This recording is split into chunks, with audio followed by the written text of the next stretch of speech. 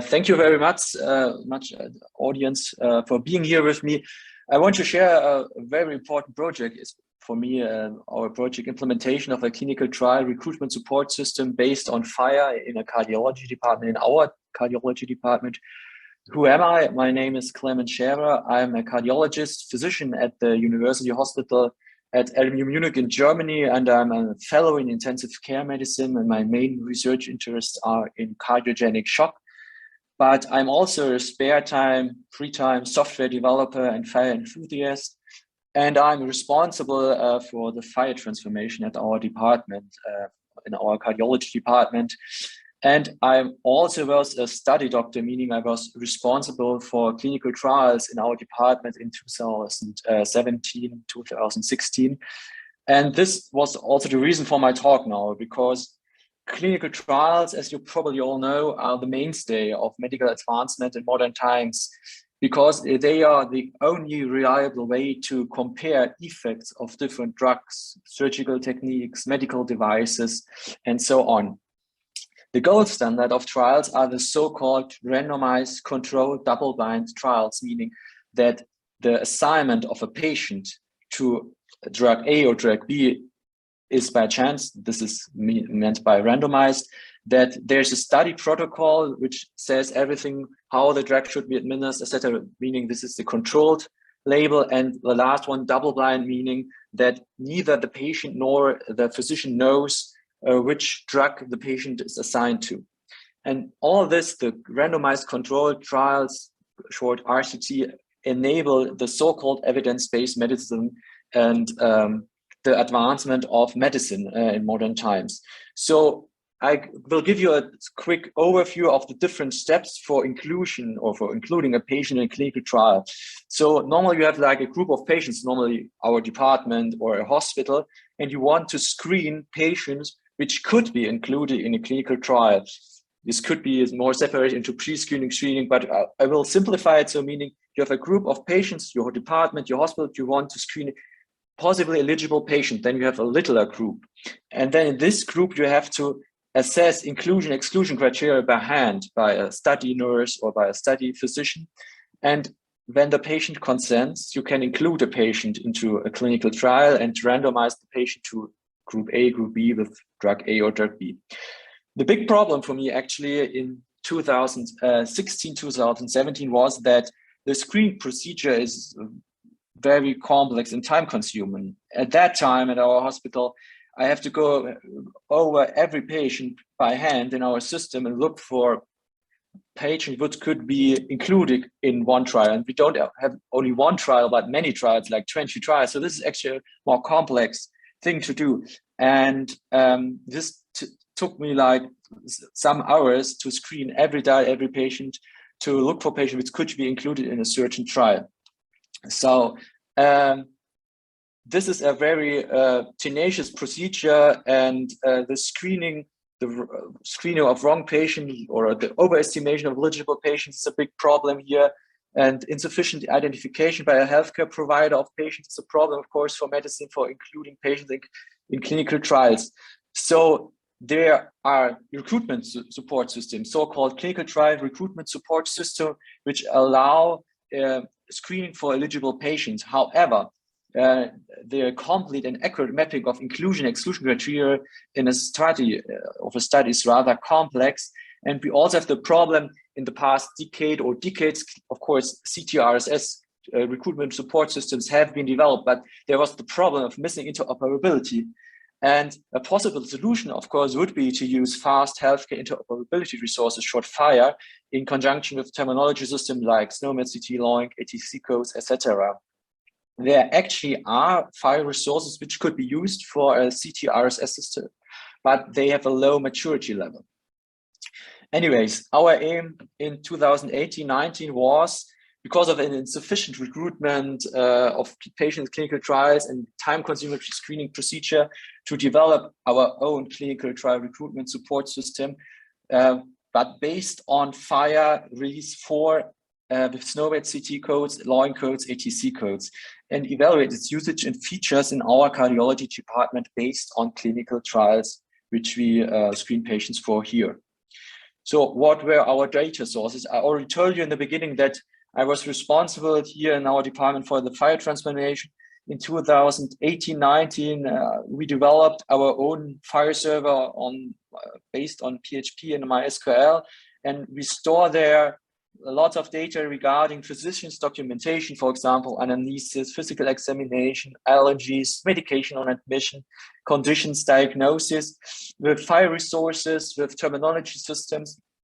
Furthermore, for our project, for development of our CTRSS system, we had to import laboratory data from our hospital laboratory information system, map them on the fly using FHIR observation resources with line codes. And of course, we are in the cardiology department, so the echocardiography is very important. So we had to map from a Microsoft SQL database. We had to map different echocardiographic data using FHIR observation resource and SNOMED CT codes for our project. But this was possible in the end, anyways. So what are the most important resources for eligibility criteria in FHIR R5? So meaning criteria which say whether a patient can be included in a clinical trial. Of course, important resource in FHIR is the research study resource, which has the enrollment parameter. In release 4, it's a reference to one or more groups. And a group, FHIR resource group itself, consists of different characteristics. These are backbone elements, and characteristics can be like the patient should have like age between 18 and 80. So you would say a code, for example, SNOMED CT code for age, and a value range for the actual value. You can, in a group, you can have more characteristic codes, like not only age, but gender or a certain condition. But all these characteristic elements are linked by an AND operator. And this can actually be a problem.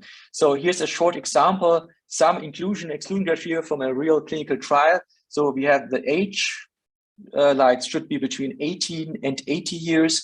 We have 2 exclusion criteria, meaning the patient shouldn't have HIV and no ischemic cardiomyopathy. But then we have, in the inclusion trials, we have an OR statement actually. So the inclusion trial reads like the patient should either have dilated cardiomyopathy with an ejection fraction below 45%, or hypertrophic cardiomyopathy, or amyloidosis. So in FHIR R4, how did we solve that problem? Because as I already told you, in the group resource, we have an AND operator. So we solved this by using different groups. Actually, as you remember, probably in the research study, we have a reference to one or multiple groups. So we used more groups, meaning the beginning of each group was the same. Like we have the same value here for age in every group, the same value for the 2 exclusion criteria, no HIV, no ischemic cardiomyopathy. But in the groups, they differ for the OR statement sub things, like dilated cardiomyopathy with ejection fraction below 45, as you can see here, or hypertrophic cardiomyopathy, or amyloidosis. So we have 3 different groups because we had 3 different elements in our OR statement. And we actually, for our project, we had to develop a user interface because study nurses are not well familiar with FHIR and resources, etc. So we developed a user interface which allowed to assess or include the inclusion-exclusion criteria using a more like tree structure, how you would normally know it from the inclusion-exclusion criteria of the study protocol. So you have like inclusion criteria here, like patient age, hemoglobin, left ventricular ejection fraction, and then you could have like a subsection with OR statement, like either the patient should have a ferritin, this is a lab value below 100, or ferritin with another range, and another iron saturation should be below 20%. In the background, our user interface or our algorithm was able to transform that user interface through that structure into multiple groups and vice versa. So we actually could solve this problem in release 4 of FHIR. And the next user interface, which was the most important for our study personnel, for our study nurse, were the screening lists, where you could see all the patients that match all inclusion-exclusion criteria. Then you have like this green icon, or only some inclusion-exclusion criteria. Then you have this yellow button. But why only some inclusion-exclusion criteria? there could be the case, for example, then you have in your criteria list a certain lab value like iron saturation, but it was not, or it have not been determined so far by, or in the laboratory, because the physicians didn't order it so far. Then of course, it's not now whether the patient fulfills this criteria or not, but in the future, it could be important to determine this parameter. So we also included patients which have some missing inclusion-exclusion criteria in our screening list, and the study personnel could see which parameter were fulfilled by our automatic screening algorithm. So every patient in our hospital was screened on time, on real time. So if you click on this trial, you have like this real screening, live screening list, where you could see all the patients which fulfill this criteria. And the study personnel was able to set a manual status, like patient refuses to be included in that study, or patient is in the study, or all the inclusion-exclusion criteria are not suitable or are not fulfilled. And the patient is then sorted out from our list. So, of course, we were interested how good was our algorithm or our program actually in real life, because there could be some problems with data, with missing criteria. So we used our CTRSS tool as an additional screening tool beginning from April 1st, 2021 for 4 clinical trials of the German Center for Cardiovascular Research. The end of our analysis was November 2021. And we included all patients who were included in those trials, and sort out which patients would have or are correctly identified by our screening tool. And actually 52 out of, 52 out of 55 patients were identified by our CTRSS tool of all patients included in those 4 clinical trials. Why were some patients not included? This was actually a problem of wrong data input by physicians for once, and the other were lab values which were during a hospital stay have a big fluctuation and were a problem, and where of course those patients were excluded because of a very low, for example, hemoglobin value, which was an exclusion criterion. But at the end of the hospital stay, the hemoglobin was normalized again, so the patient was actually able to be included in that trial. So what's the conclusion of our project? Interoperability regarding clinical trial eligibility criteria can be achieved by using FHIR these 4 resources, even for complex inclusion-exclusion criteria. Our implementation was able to take suitable patients based on eligibility criteria in an efficient way. And experience from our project are now incorporated in the working group clinical research project of the German Medical Informatics Initiative.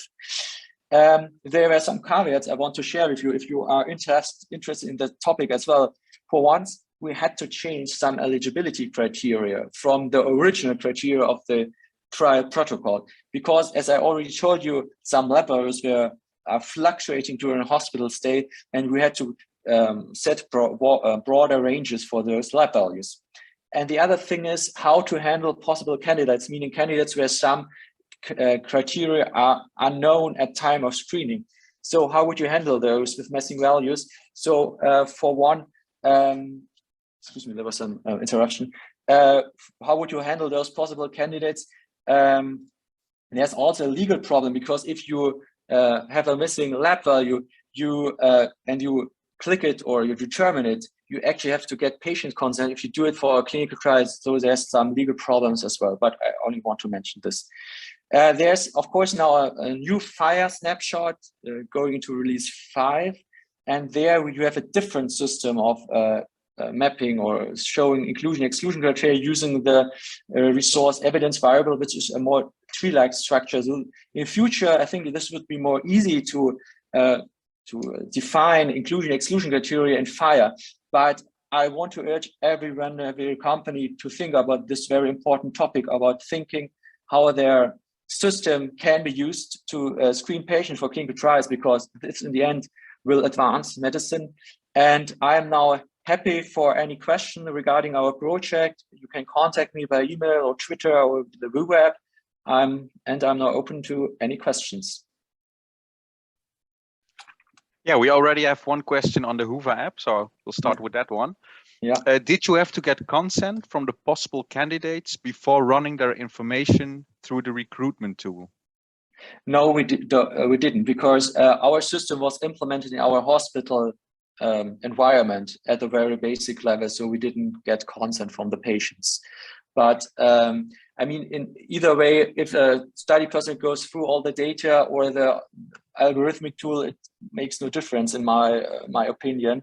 But if a patient is screened by that tool, of course, a study nurse or a study physician has to go to the patient and explains everything and get its consent if there are further screening procedures necessary. Yes. Okay, thank you. Well, at the moment, there are no other questions on the Hoover app, so maybe someone in the room would like to ask a question.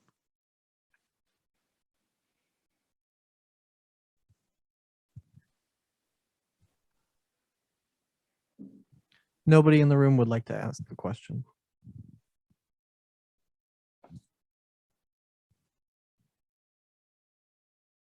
I'm sorry, did you hear me? Yeah, I did hear you, sorry. Okay. I see that you has raised his hand, so maybe you could answer your question. Myself. I can now. Yeah, I'm co-chair for BR&R group within HL7, and that group's been doing quite a lot of work on inclusion and exclusion criteria and development up of that. Some of which is actually from a German basis, so you may be familiar with it. But if not, I think it'd be interesting to get your involvement in some of that and some of your opinions, because I think your solution is in some ways a simpler solution within the bounds of R4 than we've perhaps been thinking about for within R5. So maybe get you involved in that at some point. Yeah, you're referring to Gustav, right? I actually talked with him like half a year or a year ago about this problem, and I think he afterwards got involved with FHIR and you guys. And yeah, I was talking with him, and yeah, I'm really interested to see how all this will develop in the future, how the inclusion exclusion criteria can be mapped in a very efficient way, perhaps with two solutions. I don't know. What's your opinion on this? Well, I think that what Gustav has been working at is building on the evidence variables from the evidence from the EBM on FHIR project, and that allows an immense amount of flexibility, and it's a very powerful way of doing it.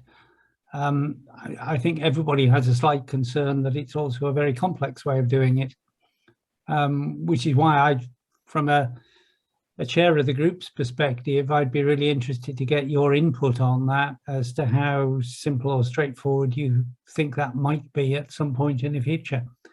Maybe if you have a chat to Gustav again, he can bring you up to date with the current development, because they're meeting twice a week at the moment to make progress with that.